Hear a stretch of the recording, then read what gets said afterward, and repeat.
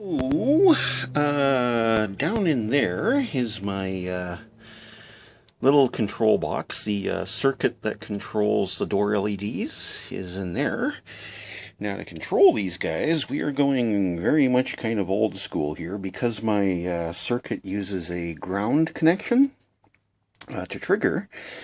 I rigged up this kind of a deal and made a little connection on the other side, so when your door latch goes, it makes a connection here.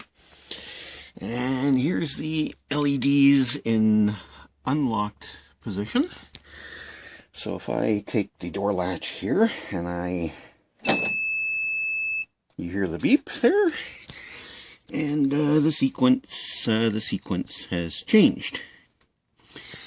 You know, to where we unlatch the door, and the sequence goes back to normal.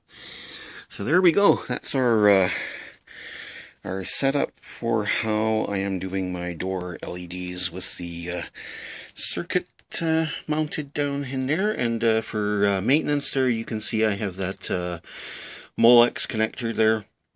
So that way if I ever have to service that module, I can just cut the heat shrink off, disconnect it, remove the screws, pull it out, and take the box apart and figure out, you know, what, if anything, went wrong. If it ever needs servicing. It's a sealed unit, so it shouldn't, but yeah. That's my door lock LEDs for the driver's side done. Now I just got to do the exact same thing to the other side. And I have the box ready to go in. And I've got the same setup for the door latches here all hooked up. So basically the only thing I have to do to the other side is just basically install the box and connect my Molex connector to it and just do all the hookups and stuff. And then I can start putting the door panels back on.